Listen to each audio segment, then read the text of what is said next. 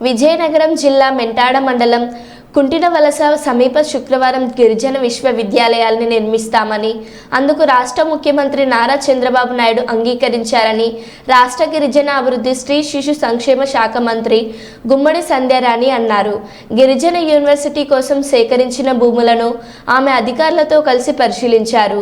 ఈ కార్యక్రమంలో special officer Pramila Gandhi, panchayat sarpanch Peddireddy Ramesh, MPDO Trivikram Rao, tahsildar Korada Srinivasarao, TDP mandal party అధ్యక్షులు Chalmuru Venkateswararao, Gedde Annavaram CI, SI, police సిబ్బంది తదితరులు పాల్గొన్నారు.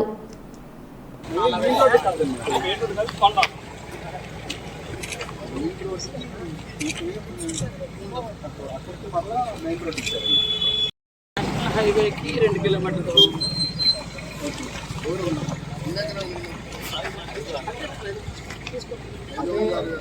అదే దీనికైతే దీనికైతే 2.5 560 ఎకరాలు మనం ఆ కొండ వరకు ఇటు పాత్రకు వస్తుంది. పాత్ర రామభద్రపురం ఇప్పుడు మనం వచ్చేది ఇది సాలూరు నియోజకవర్గం, మెంటాడ మండలం.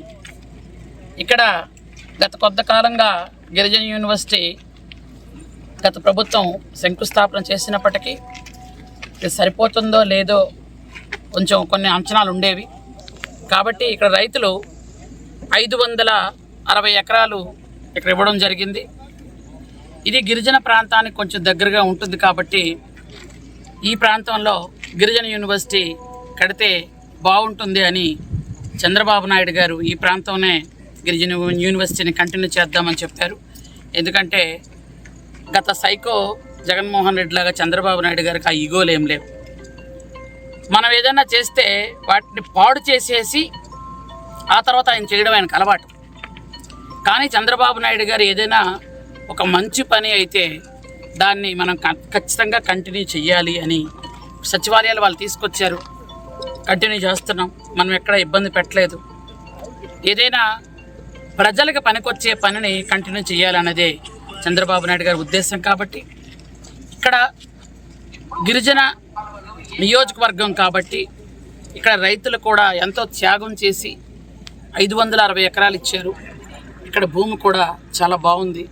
ఇక్కడ నేషనల్ హైవేకి ఒక 3 కిలోమీటర్ల దూరంలో ఉంది, దగ్గరలో ఉంది. కాబట్టి ఇక్కడ కడితే ఎలా ఉంటుంది ఏంటి అనేది ముఖ్యమంత్రి వర్యులు చంద్రబాబు నాయుడు గారి అభిప్రాయం వచ్చింది. కాబట్టి ఒకసారి ఇక్కడ చూడడానికి వచ్చాం, చూస్తున్నాం. ఆయనకు నివేదిక కూడా ఇస్తాం. త్వరలో నిధులు కూడా మంజూరు అవుతాయి. ఎందుకంటే గత ప్రభుత్వంలాగా ఏవో శిలాపలకాలు వేసి వెళ్ళిపోయే బాపత కాదు. మేము వాళ్ళు శిలాపలకాలు వేసి వెళ్ళిపోవడమే కానీ కనీసం ఇక్కడ ఏమవుతుంది, కడుతున్నామా లేదా అనే పరిస్థితి కూడా వాళ్ళకి లేదు. ఎందుకంటే వాళ్ళకి ఎప్పుడు జగన్మోహన్ రెడ్డికి ఆయన ఖర్చులకు ఆయన ఖర్చు పెట్టుకోవడమే కానీ ఒక యూనివర్సిటీ కట్టాలి, లేదా ఒక రోడ్డు వేయాలి, ఒక కాలేజీ కట్టాలి, ఒక అభివృద్ధి సంక్షేమ కార్యక్రమాలు చేయాలని ఎప్పుడూ వాళ్ళకి తలంపులు లేవు. ఎగ్ పఫ్లకే 3.5 కోట్లు తినేసిన వాళ్ళు ఇంకేం చెప్తాం. నిజంగా వాళ్ళు ఖర్చు పెట్టినటువంటి కొంత సొమ్ము కానీ ఇక్కడ ఖర్చు పెట్టుంటే గిరిజన యూనివర్సిటీ ఎప్పుడూ తయారైపోయి ఉండేది. ఈ మధ్యకాలంలో మీరు సోషల్ మీడియాలో చూస్తున్నాం. నాకు ఎన్ని ఆశ్చర్యం అంటే ఎవరైనా ఎగ్ పఫ్లకి 3.5 కోట్లు పెడతారా అనిపించింది. అంటే వాళ్ళ ఇంట్లో 24 గంటలు ఉండే ఎలక్ట్రీషియన్ అంటే అది ఒక మంత్రి జీతం కూడా ఎక్కువ. నాకు తెలిసి జగన్మోహన్ రెడ్డి గారు కూడా అంత జీతం తీసుకొని ఉండరు.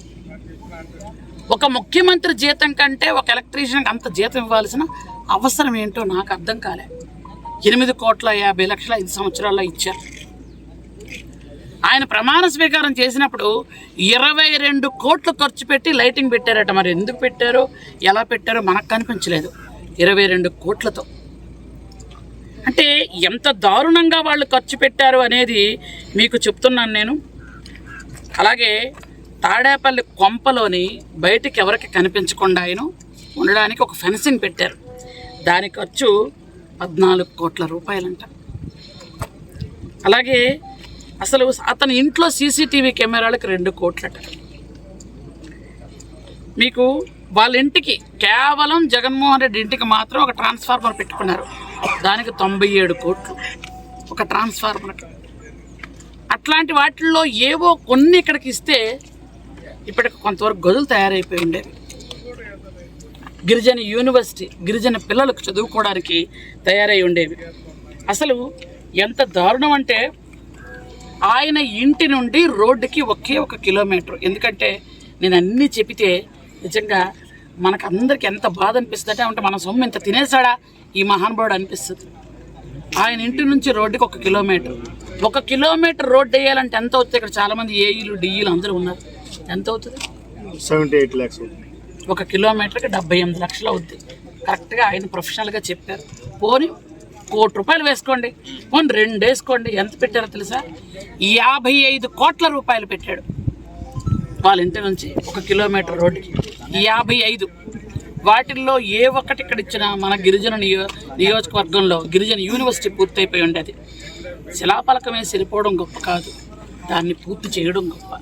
ఇలా చెప్పుకుంటూ పోతే నిజంగా మనకు ఆశ్చర్యమే కాదు, ఓహో ఇలాంటి వాడికా ఓట్లేసి గెలిపించి మన సంపదను మనం పూర్తిగా స్వస్తి చెప్పుకున్నామనే పరిస్థితిలో ఉంది.